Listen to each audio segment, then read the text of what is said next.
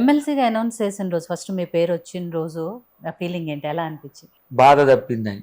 ఎందుకంటే అది కూడా రాకపోతే సమాధానం చెప్పు. ఇగో ఇప్పుడు అది ఇగో నేను టీవీలకు దూరం అవుతుంటి. కొన్ని రోజులు నేను చెప్పిన ఈమెకు 9th రోజు ఖాళీగా ఉన్నాం ఢిల్లీని, ఈవినింగ్ ఫ్లైట్ బుక్ చేసుకొని పోదాం, ఈడ ఉంటే జనం ఎక్కువ వస్తారు అని. ఒకవేళ రేపు కూడా డిక్లేర్ కాలేదనుకో, what is our job?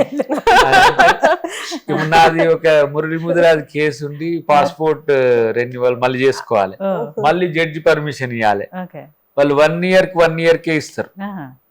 So అది చేసుకుందాం సీసా అని కొన్ని రోజులు ఇటు కొన్ని రోజులు అటు ఇటు తిరగచ్చు అని చెప్పి అనుకున్నాం. అదొకటి ఉండే, కానీ వస్తుందనే 100% కాన్ఫిడెన్స్ ఉండే. ఇఫ్ అండ్ ఇఫ్ కేస్ రాకపోతే ఎలా అంటే మనకు మళ్ళీ ఇంకా ప్రశాంతమైన జీవితం, ఇప్పుడు 1.5 month ఇయర్ ఇచ్చింది కదా, ఇంకో 2 years ఇప్పుడు లేవు కదా. ఎమ్మెల్సీ కూడా ఒక్కటి ఉన్నట్టుంది, ఎంపీ ఎప్పుడో వచ్చే సంవత్సరంలో ఉంది, తర్వాత 26 ఎండింగ్ లో ఎమ్మెల్సీస్ ఒకటో రెండో ఉన్నాయి.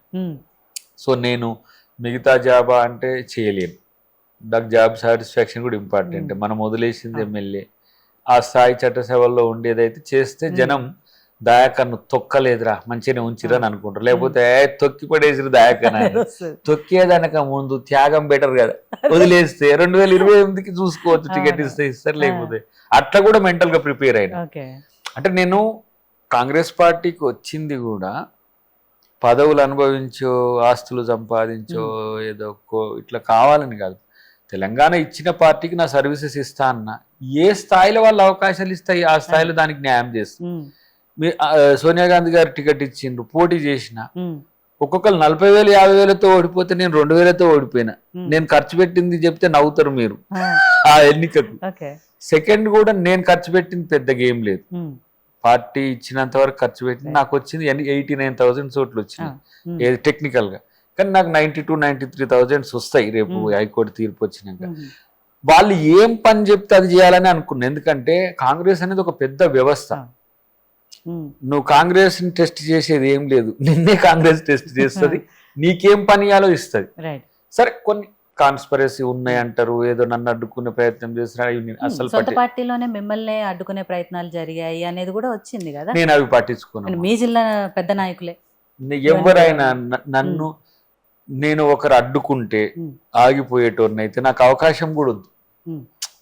ఫర్ ఎగ్జాంపుల్ మీరే ఉన్నారు, దాకర్కి ఎమ్మెల్సీ ఎట్లా వస్తుందని చూసి అడ్డం పడ్డారు అనుకో, మీరు అడ్డుకుంటే నాకు ఎమ్మెల్సీ రాకపోతే నేను ఇన్కేపబుల్ కాదు, నా టాలెంట్ కి రావాలి, నేను పనిచేసిన విధానానికి రావాలి.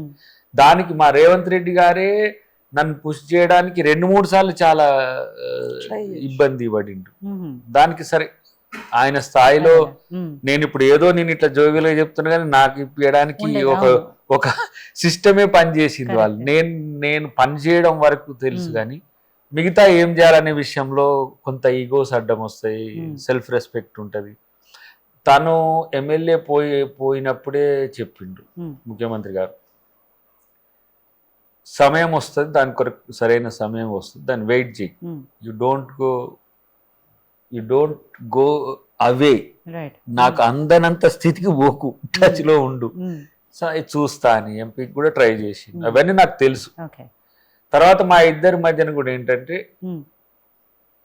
ముందునే మాట్లాడినాం కూడా, నీ టికెట్ విషయంలో ఇట్లా సమస్య వస్తుంది అట్లా. ఓకే, ఫస్ట్ పార్టీని అధికారంలోకి తెచ్చి నువ్వు నాయకుడు అయ్యే ప్రయత్నం చేస్తే నాది ఎంత సింపుల్, అవసరమైతే నేను సాక్రిఫైస్ కూడా సిద్ధమే అని చెప్పి. ఎందుకంటే కోపంతో పగతో పని చేస్తే నువ్వు ప్రేమను త్యాగాన్నో మంచిని ఇవ్వలేవు.